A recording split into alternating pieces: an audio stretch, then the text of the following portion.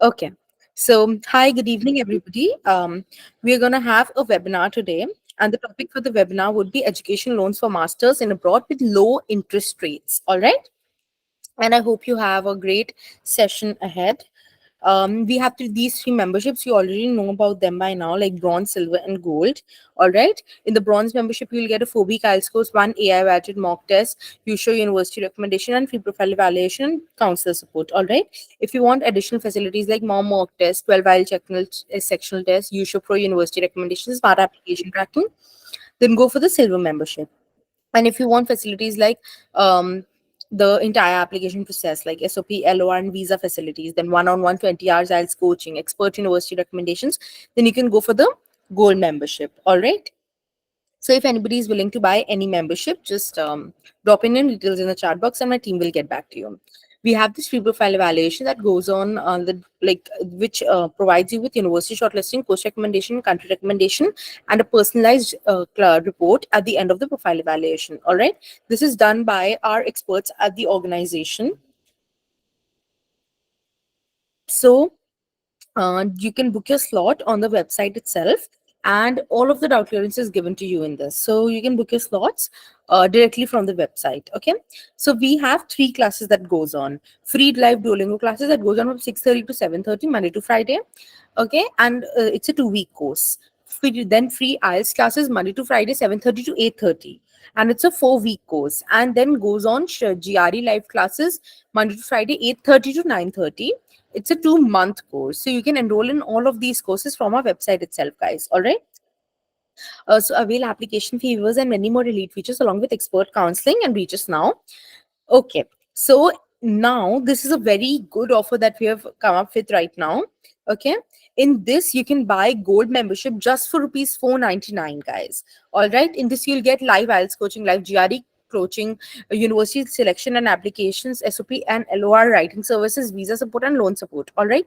Everything at just rupees 499. And if you go to other consultants, you'll get all of the services about around 50K or plus. All right, so you can get all of this just for rupees 499 at our um, organization, and you'll just not get the one-on-one 20 hours I'll coaching with the trainer. Otherwise, you're going to get everything in this. All right, moving forward.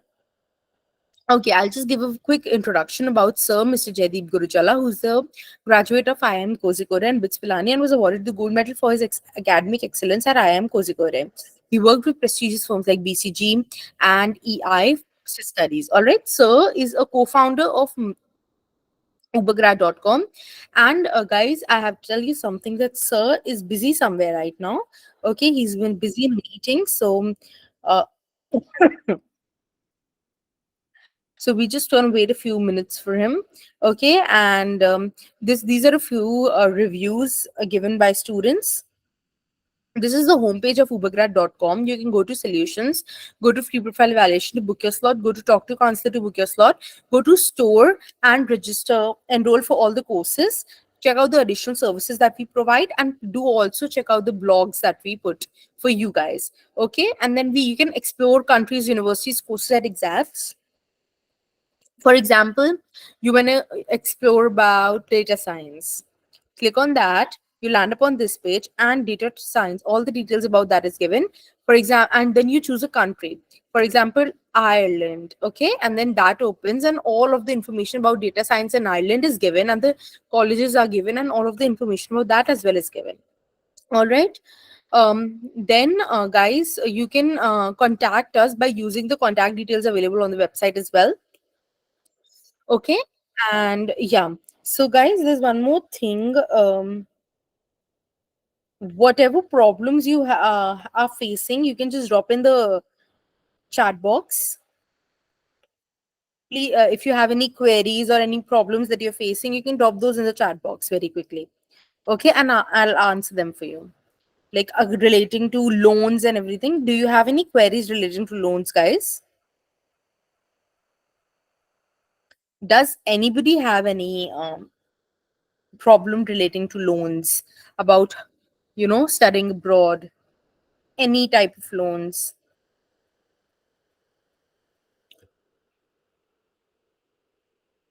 I'm waiting for your responses. Don't worry. Okay. Okay for us.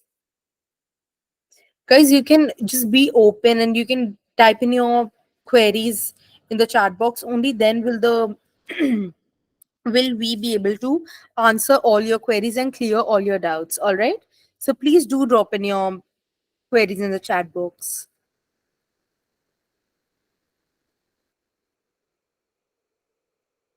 Okay. Okay, guys, send more queries. Aditya, yeah, I'm going to come to that. All right. Guys, keep sending your queries in. All right. And all of your queries will be solved by our loan expert at the organization, Mr. Yugeshwar Naidu. Okay. He's with us today. Okay. So he's going to solve all your queries. Just drop in your queries in the chat box. All right.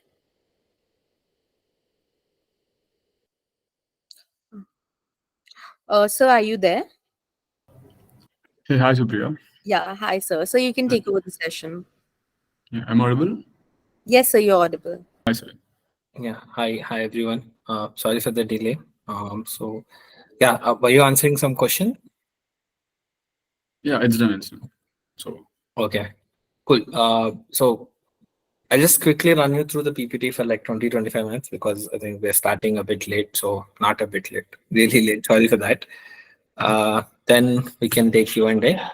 Obviously, some of the questions were already answered by our expert, but I'll be happy if there are more questions after we discuss through the PPT. Right, let me just share my screen. Just give me 1 second. Just trying to open the PPT.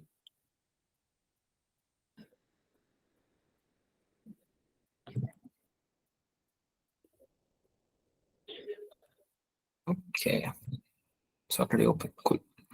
So let me share my screen.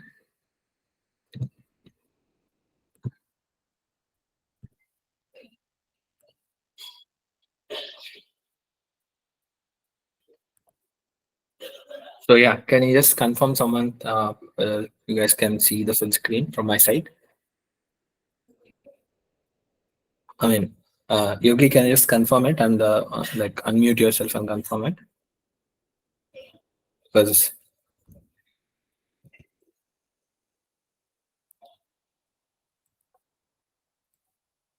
okay, can't hear it. See the chat. Yeah, thank you. Cool. So yeah, so welcome everyone. Sorry for the delay from my side, and I hope our expert was able to answer your queries meanwhile. So I'll quickly run you through what we're going to do today, right?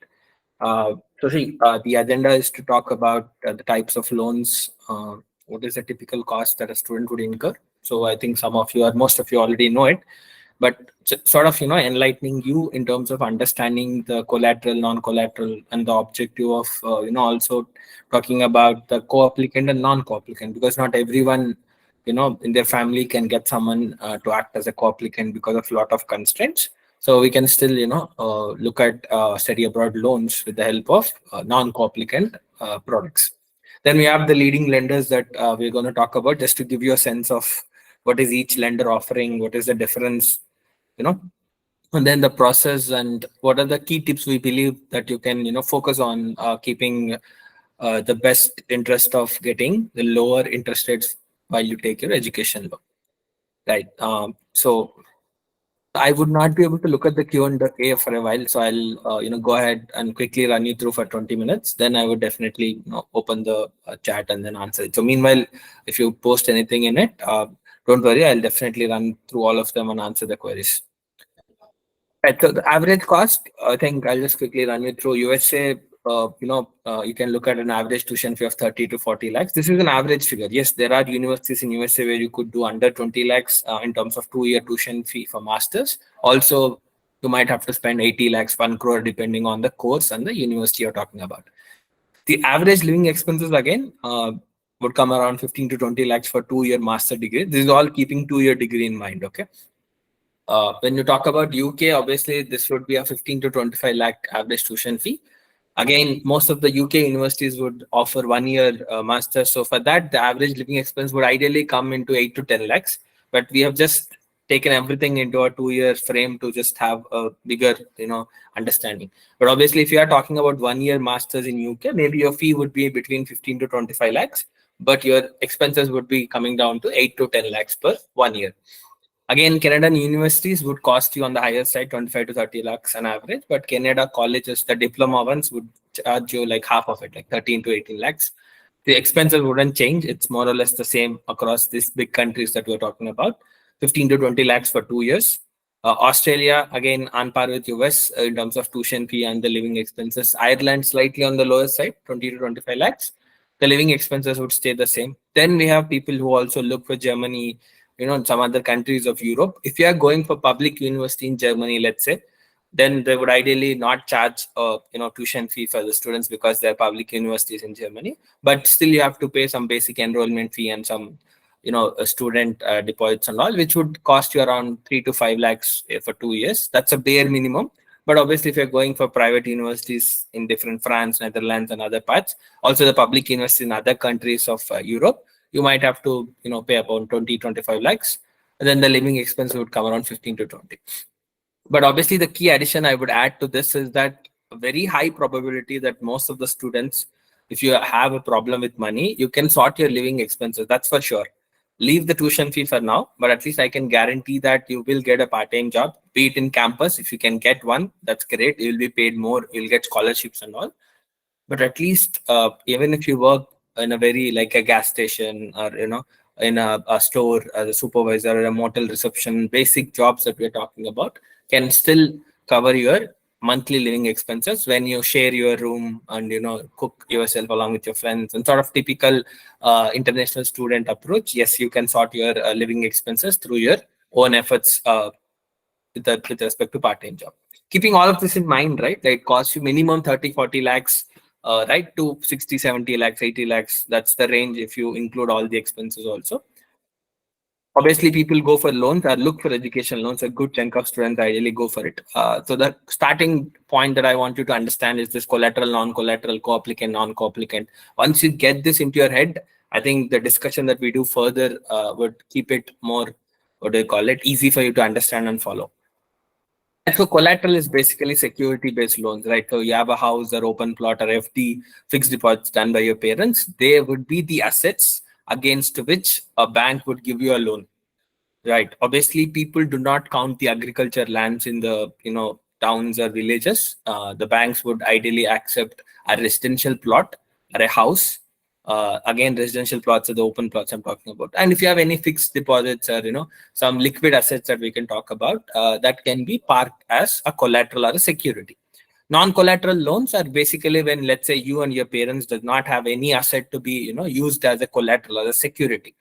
Obviously, if I'm putting it as security, then obviously you cannot sell it. You cannot do anything about it. Yes, you can live in the house, but you cannot sell the house on your own, right? Even FDs also, you cannot obviously remove the FD out of it if you have put it as a collateral. That control of selling it completely also is in their hand to decide, obviously.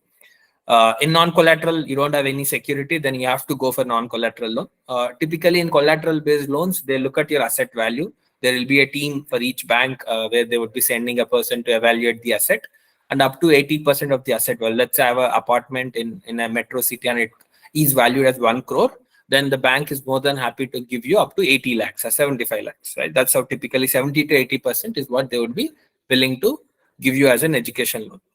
When it comes to non-collateral loan, they typically would put a limit to the limit which they take a risk, right? A lot of NBFCs and all, like Credillas, and we're going to talk about a lot more in Cred, Oxila, Avance, they would say up to 50 lakhs, 70 lakhs, 80 lakhs.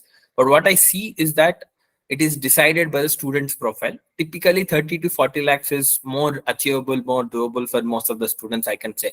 Getting 70, 80 lakhs means either your co-applicant is very strong in terms of financials, plus you got a very good student profile. Okay, interest rates for a security assets, I mean, the collateral loans obviously would be the lowest we can get for an international education loan. Typically between, right now I'm talking about in the recent two intakes, we're seeing it is around 9.5 to 10.5. Again, it depends on your co-applicant's ability to repay the EMIs and all of that. So it will range in that. Non-collateral would obviously be on the higher side because there's more risk involved for a lender. There is no asset parked. So tomorrow, if you are not able to pay it, then obviously it's a risk for them. So they charge higher interest rates. It would be typically between 11 to 14%.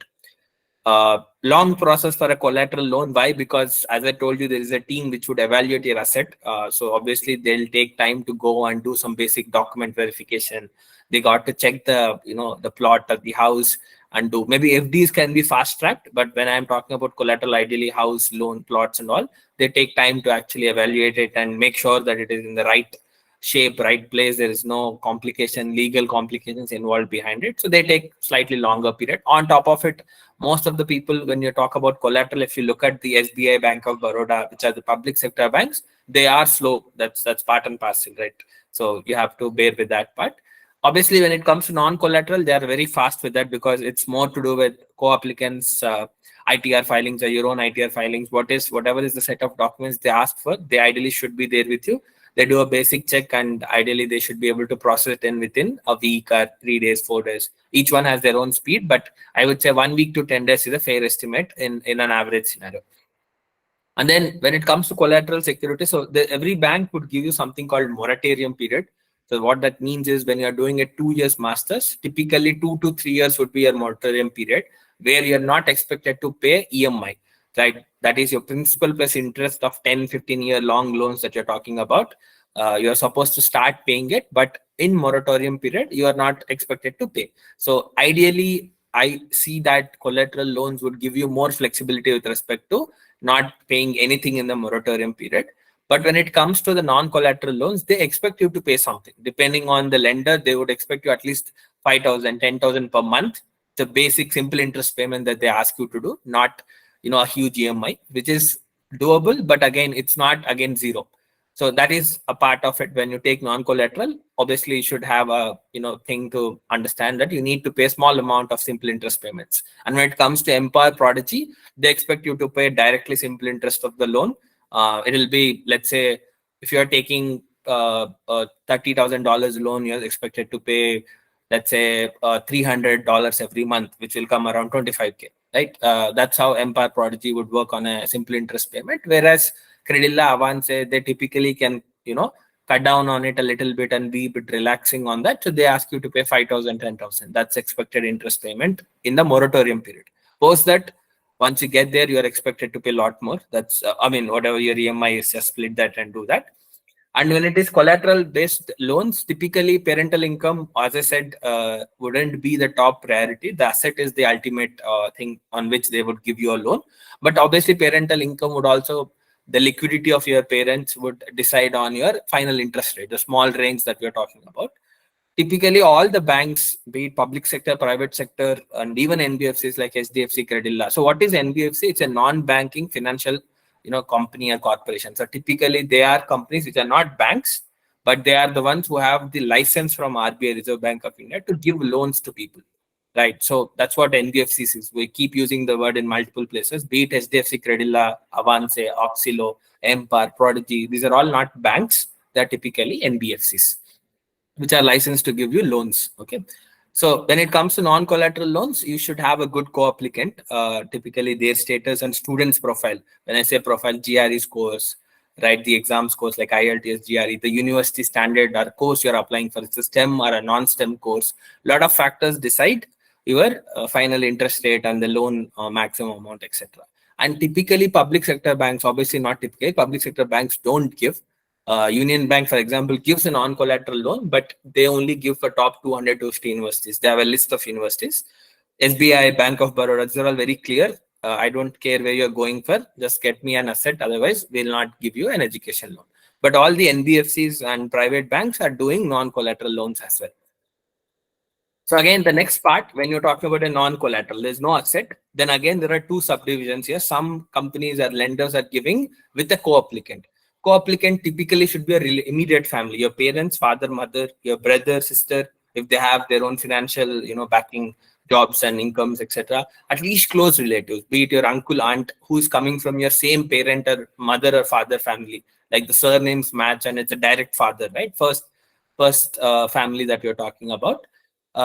Obviously, you're expected to provide the ITR filings, the pay slips, bank statements. Let's say if your father does a business and whoever is a co-applicant is doing business, then at least you need to show the business dealings in terms of the bank statement of the business accounts and what is the profit and loss of it, right? You need to definitely prove that you have at least 4 or 5 lakh income on annual basis and your parents have at least 30-40K as a disposable income after existing loan EMIs. That is a very basic rule of thumb I'm talking about to actually consider for a co-applicant based loan.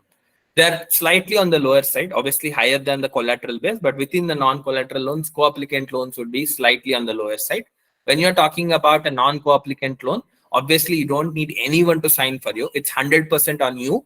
The lender is completely taking the risk based on your profile, right? This is something purely they decide based on your university that you're going for, the type of exam scores you carry, CGPA, academics, backlogs, right? Your own past financial, like CIBIL score in India aspect I'm talking about. Do you have a bad credit score?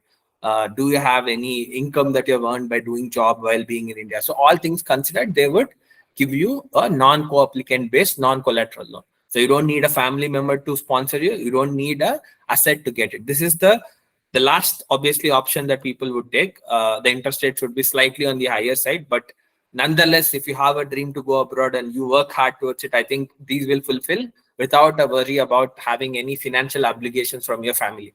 You can comfortably get it. There are limited players who do it, who are giving non-collateral without a co-applicant, like Prodigy Finance, Empire, Kufu. To an extent, Avance with some own limitations they might as well give, but not necessarily. So as I'm saying you, this is the third style. Collateral is the best format. If you have an asset, gives you the best interest rate, gets you everyone interested to give you a loan. If I don't have an asset, which is a great number of people that I see in general in students, obviously the next option is to go for non-collateral, but typically have someone to be a co-applicant for you. They don't have to pay it. Maybe your father is a agriculture background, got some good income to spend on it, but the only challenge is more on the lines of not having the ITR filings for it, right? So you can still take someone from your family to do as a co-applicant, but the payment is done by your father. That's just finding someone within immediate family who trusts you enough to take a risk on their head, right? So that's about this co-applicant, non-co-applicant also. So let's move on to the type of lenders, right? We have listed around 4 types, around 10 plus lenders, all the prime lenders, and all of them are partners of us. So we'll also talk about that.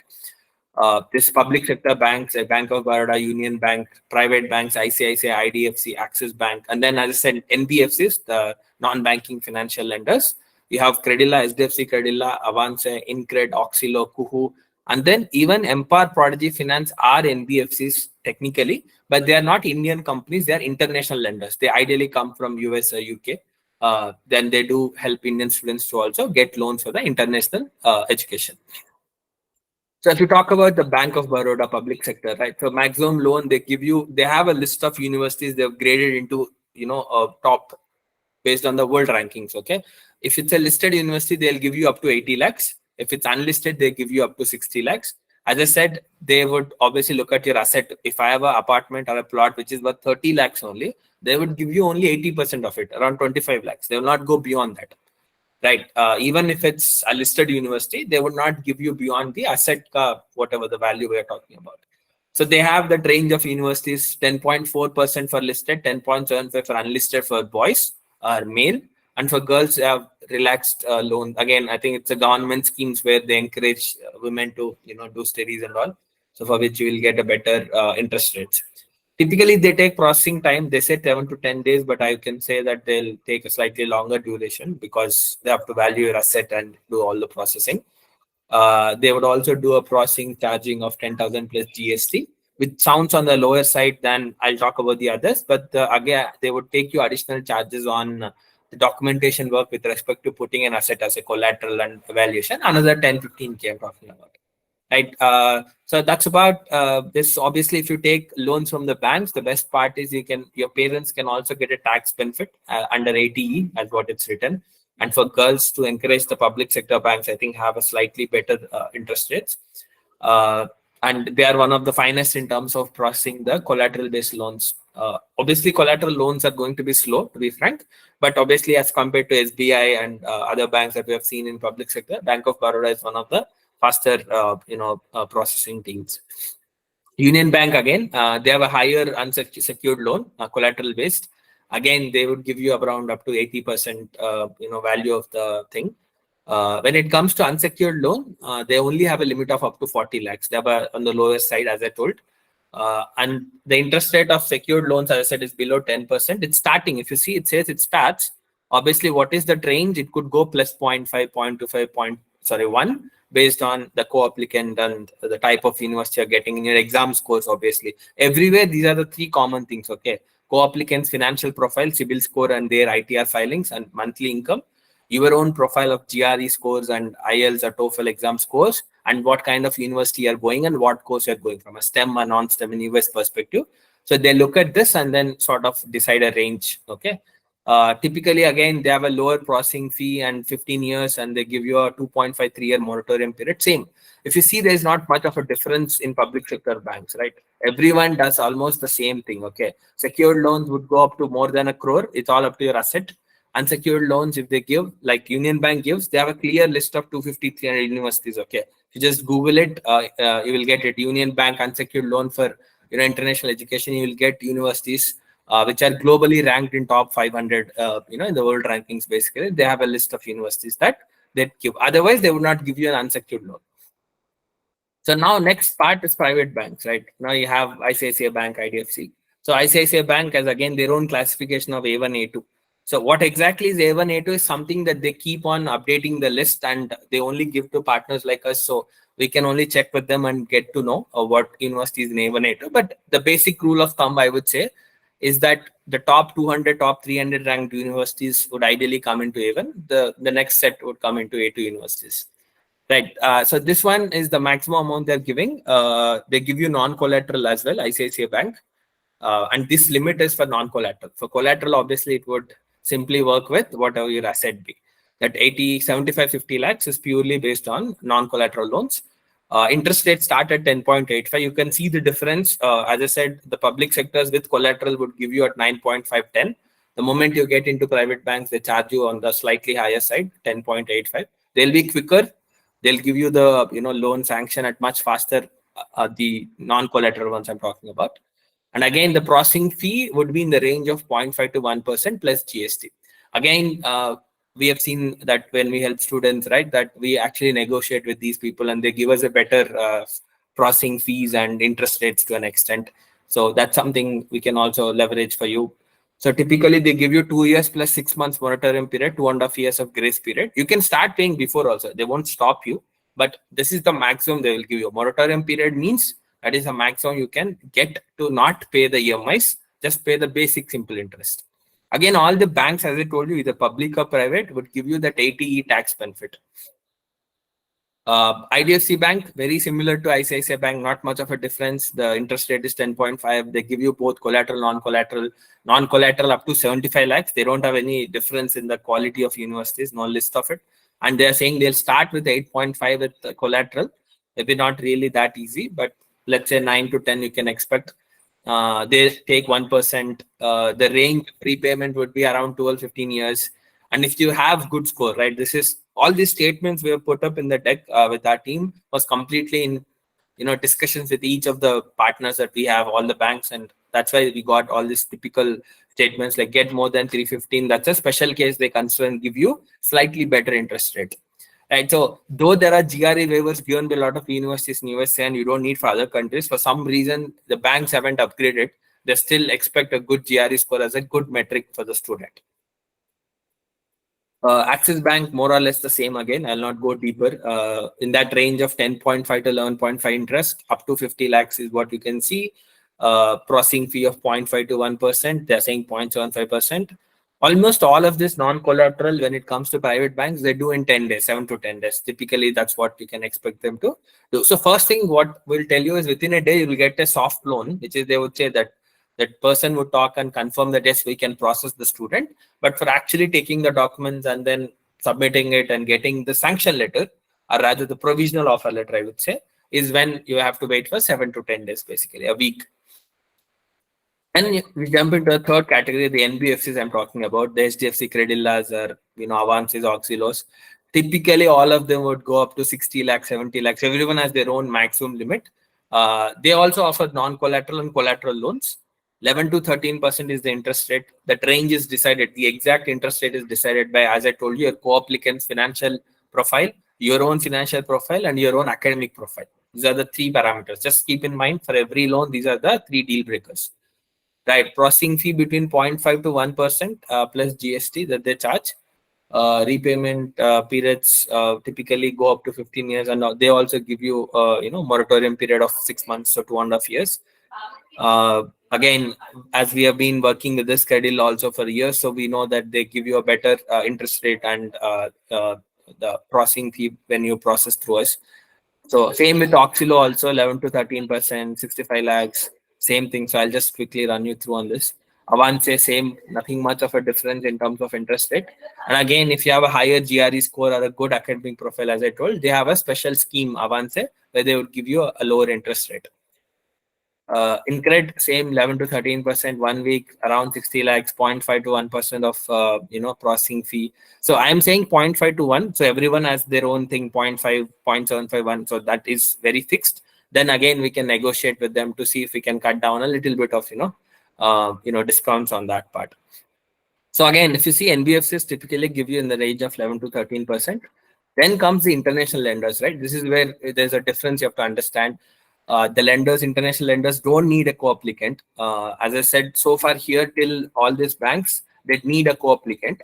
But the NBFCs of India will need a co-applicant with at least 25,000-30,000 monthly income after paying the existing EMIs. That's a basic rule that they follow. Some might ask for 40K, 25K, 30K, 50K, but 25 to 50,000 post existing EMIs should be good enough for a co-applicant to get you this loans, one of these loans. Now you get to this third level, the last one, the Empower and Prodigy Finance. They don't need any co-applicant. It's purely dependent on the student. They have a list of universities in US, Empower, let's say for Australia, UK, and USA for Prodigy. They have slightly higher interest rate. So these guys have 13%. Prodigy also gives around 13 to 14%. And they are international lenders. What do I mean by that? This interest rate would depend on the US markets, not on the Indian markets. So RBI has a repo rate, US has its own Fed rate. Empower is a bit unique. The unique part about Empower is that their interest, it is a fixed rate. Right now, it's working at 13%. If you take a 15-year or 10-year loan, the interest rate would stay the same.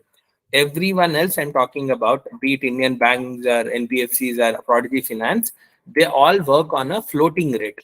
That is fundamentally decided by your Fed rate for the international lender, and the domestic lender would be on the repo rate, right? So the best part, or rather the advantage, I would say, is that they have a higher processing fee, which looks like a downside of it. I just want to add a couple of points.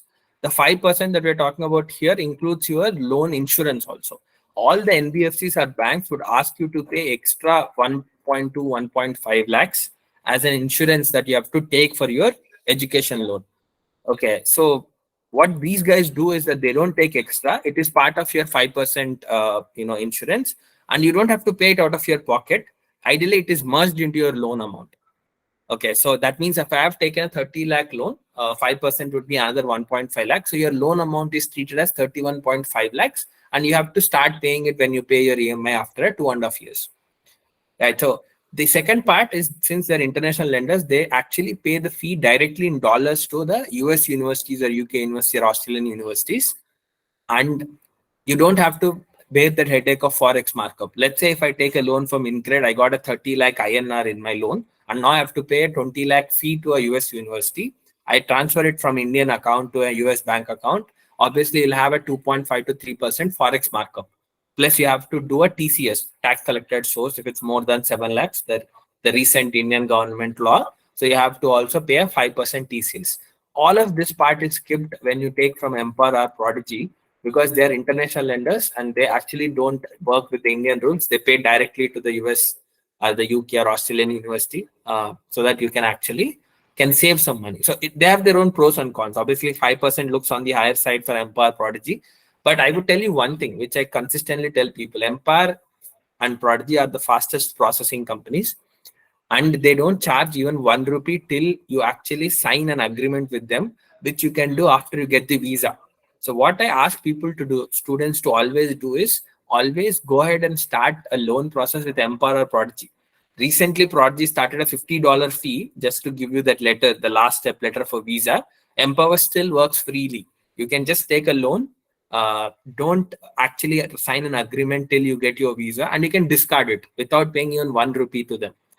Unlike that, all the other banks and NBFCs would need you to pay that 0.51%, 1.5% processing fee before you get a sanction letter, which is what you need to use for your I-20 or CAS or LOA or for your visa process for whatever the country you're talking about. These guys are the only ones, but Prodigy has just started a small amount of 4,000 rupees, $50 that you have to pay. You will get a letter. You can go for your visa, clear it. Then you don't use it if you have a better loan or you don't need a loan. But for visa maximizing, you can always take this because they're very highly accepted in terms of the brand, and they actually give you a confidence from the embassy wise that you guys have a great profile, that you got a loan from Empower Prodigy. So typically, that's one thing that I would say. And again, the second part, in international countries like USA, for example, or even Canada, UK, your credit score makes a huge difference on everything. Your house rent, your insurance cost, and when you settle down there with a lot of other factors. And these lenders, as I said, are international lenders. They build your credit history right from day one because you're taking loan over there. It's a credit that you are taking from a US market. So you would have your own credit score, like a CIBIL score built in there. And if you keep paying your interest payments on time, it will start building your credit score, which will not happen with any of these people because you're taking in India, you're paying them back, you're a co-applicant, your CIBIL score will improve, but not your US credit score or the other country's credit score for that matter. But yeah, I mean, obviously they charge you slightly on the higher interest rate than compared to the other parts that I'm talking about. So it's something that we can compare and decide upon. But these are the 4 options that we have. And what about the loan process we talk about? So typically, I would say this is the process. You have a set of documents you need, academics, financial exam scores, the ITR filings, pay slips of your co-applicant. If you're taking an asset backed, you need to give the documents for your asset. The banks or NBFCs would take, typically 1 week, 10 days. Once they see the first check of documents, they got everything, they process it internally. If it's an asset based, they might take another 1 week, 10 days to actually evaluate your asset. Once they're good, they give you a provisional offer. Provisional offer is good enough for you to actually, use it for your I-20s and, to get an I-20 or unconditional offer from UK. But for actually getting for visa, right, which is very important stage, you definitely need to pay your processing fee and get your sanction letter, which is what you definitely need for your visa part. Again, as I said, Empire Prodigy doesn't charge them, but rest of all the lenders need you to pay the processing fee and get your sanction letter, and then go ahead and take your visa. You clear it. After your visa, you go ahead and sign an agreement with the bank or NBFC lender. Then you are, taking the loan and you can start your journey. So if you get a loan for 30 lakhs, doesn't mean you have to take and use all the 30 lakhs. On first semester, I only need 5 lakhs. So you'll only take 5 lakhs. You'll start paying interest only for 5 lakhs. For second semester, I might need, or maybe I got a scholarship or a part-time job, so I don't need any money. So you will not take any money. So your interest would still be charged only on the 5 lakhs. So you have to be careful with that because I see a lot of lenders push you to take the entire amount which has been sanctioned. So just be careful, read the agreement, talk to them. Again, this is where having a team to help would help you, where we can tell them, don't take the entire amount, just disburse whatever is the small amount they need, so that you can just get on your first semester, then understand, then take the second semester fee, third semester and fourth semester fee, so that your loan interest would be not charged on the entire amount. Maybe you don't need it also, the entire amount, because you got scholarship or part-time job. What is the comparison? So this is what I've been discussing so far. I'll not spend too much time on it. These are all the lenders. So I'll only put it this way. The ICICI, IDFC, obviously the best if you take a collateral based is Bank of Baroda or Union Bank would give you under 10%. But if you are taking a non-collateral with co-applicant, they would come in the range of 10.5 to 11.5 for private banks and Union Bank. The moment you get into NBFCs, they all start from 11. I have not seen them giving less than 11, at least in the last 1-2 intakes when the interest rates have really gone up in the whole world. They will charge at 11% to 12, 12.5, 11.5, 13, right? And then you have the international lenders like Empower Project, which would start at 13, might give you 13.5, 14 sort of it. Almost all of them would have a processing fee of 0.5 to 1%. Again, on top of it, you're expected to pay an insurance of another 1.2 to 1.5 lakh, which is what Empower Project wouldn't charge separately, but they include in that 5% fee. The last few points that I want to talk about, what you need to keep in mind, which I've been insisting on, is this: that, see, maybe because I'm talking about people who are yet to apply or maybe have time, if you can make sure you have a good CGPA. Don't have too many backlogs. Make sure you get good score in these exams. Maybe you can get an admit without GRE, but if you are seriously looking to take a loan, maybe it's merit. There's a merit in also understanding that having a good GRE score can give you more opportunities in terms of a loan, and also give you a better interest rates. Also, getting a good admission in good universities, right, which are ranked better, are obviously going to help you to get a better loan. Also, if you can join STEM courses, are the type of courses you look at with the job opportunities, which obviously even you want to do. That is what even they look at, and they also give you a better interest rate and better loan amount if you're joining a better university and better course. But the tips are something like this, right? There are two universities which are equally good, but somehow banks or Empower, Prodigy, some lenders list them as a top A1 university or the top bracket, and they don't list others in that. So knowing that list so that you can decide on applying the one where I can also maximize my loan sometimes could make sense, not necessarily every time. Just because someone said Stevens the top university and it costs you 70 lakhs, you won't go because I'll get a lower interest rate, right? So you'll choose the best university for you. But if you are confused between 2-3 universities when you are applying, maybe you can also consider how they are rated by the banks and NBFCs to understand, and maybe choose as a favorable one. Strong credit profile. Don't make a mistake in taking a lot of credit cards or not repaying on time. If you're someone in your family is expecting you to take a loan for home or anything, understand if you have an aspiration, not take it on your head, because it's going to affect your credit score and chance of getting a loan later. Make sure if you have a jobs, you are doing the IT filings and you're building your pay slips and all of that, so that you have good financial support in terms of documentation. Then your co-applicant, whoever it is, doesn't have to be your parents, brother, sister, or even immediate family, with a good credit score and regular annual filings, and got to have a good because co-applicant is much more important here, because you as an youngster wouldn't have a big history to build on CIBIL and job, but your co-applicant actually would have a lot of opportunities to show that they have a good income level and good credit score. Applying early is actually a great thing, because I insist on people, let's say you have an admit day one, maybe this is not the university you want to go for, you're waiting for some other university. I would still insist on applying for loan with that. Get an offer. You can always change the university if you get a better one. But what if I don't apply now and wake up in the November for spring, for example, and then I start running behind them and they take their own time to actually give you the loan offer? I have seen people who got their visas rejected because they couldn't get the loan on time and couldn't justify their financials, right? So make sure it's good to be alert and attentive, and also applying early means they have more time to quickly process you, because everyone will rush at the end and everyone would be waiting in the line to get their loan result, which if it results in a bad thing, it is also a big problem. Negotiation can really help. I can tell you, we have ourselves seen, if a student has a couple of offers, we know what to benchmark against.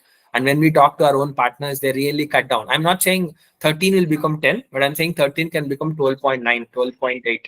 Might not look a big amount, but over a 30-40 lakh loan over 10 years could save you some thousands or at least a couple of lakhs. Not a bad thing to look at, right? That's what again, is what we're saying. Also, Ubergrad runs an offer that if you take a loan through us, if you get a disbursal, we give you a 5,000 cash back. Since we're partnered with them, they pay us, a little bit of incentive for, disbursing loans. We are just sharing a small part of it also with the students, so that, we just give a quality service. Also, we give a win-win scenario for the students also. Right. We also are doing a loan mela on October 7th or 6th. We'll update all of you. The idea is we have all these lenders, as we listed just now. They would come and they would give you spot loan offers and help you out with the processing, and give you more clarifications on it. So we thought we'll invite all of them. So we will clarify on the date, but you get to talk one-on-one with each of the lenders that you're interested, to understand your own chances, your own opportunities, and if they like and if they confirm you are interested, you can apply and get immediately a spot loan offer, and then also start processing and get the actual loan offer in the next few days. We'll update you with the data on that. But yeah, that's about session. So if you have any questions, I would be happy to answer. We are to go. Just give me a second. Not sure I've actually extended it really long. So yeah, yes, you can maybe just ask questions if you have any questions from your side.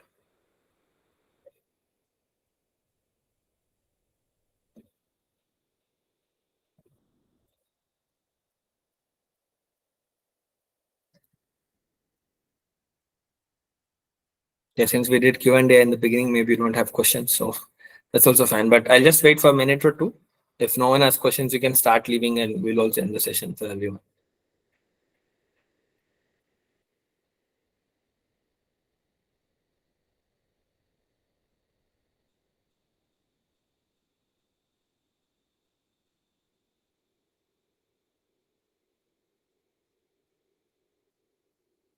Cool. Thank you, Vinny. That really helps. Okay, let me type my question. No worries.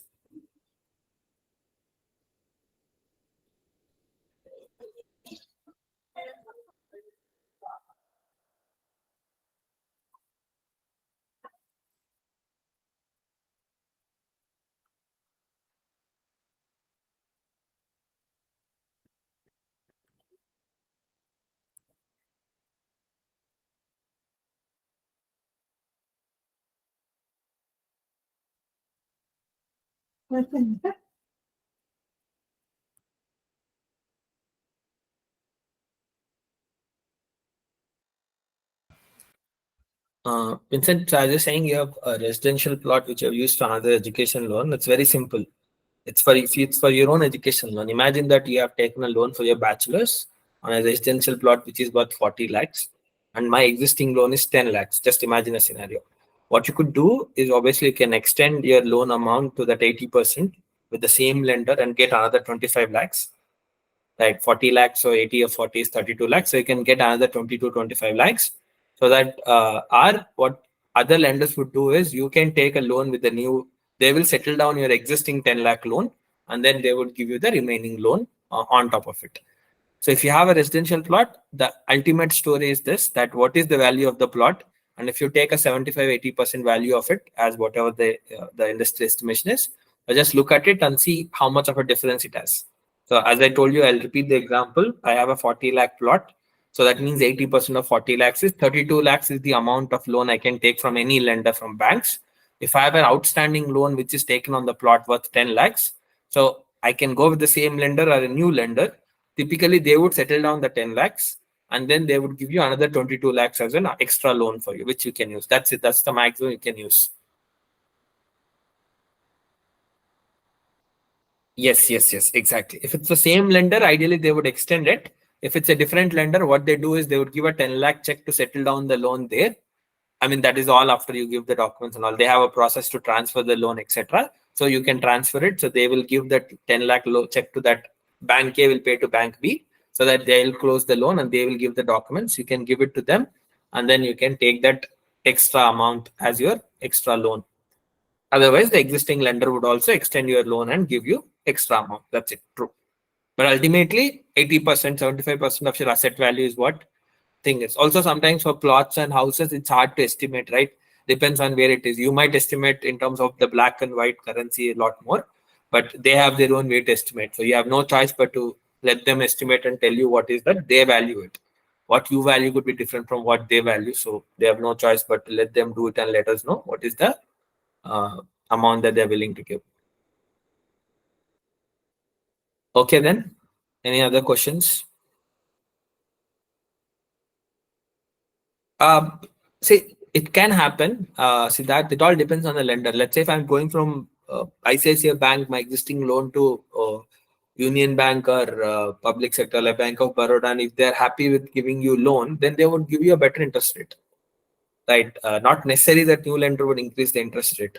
Also, there's a competition among them, right? If you let's take I have a loan and I can also transfer the loan to other lender, they might give me a 0.5, 0.25% discount also. It all depends on bank. ICICI is giving 10.85, IDFC is giving 10.5. No one can argue on that. It's their own bank's way of doing it. So not necessarily they would increase it. It all depends on the lender's own rules of the internal bank plus your own profile assessment. Right. Okay. Cool, guys. Then, sorry for the delay again from our side, but I hope you guys had a great session. So, again, if you are looking for next two intakes, we are doing a loan mela in the October 7th, 6th. We'll update you with all the details. Make sure you attend it and get to talk to the lenders directly and clear all your doubts. Okay. Thank you and good night.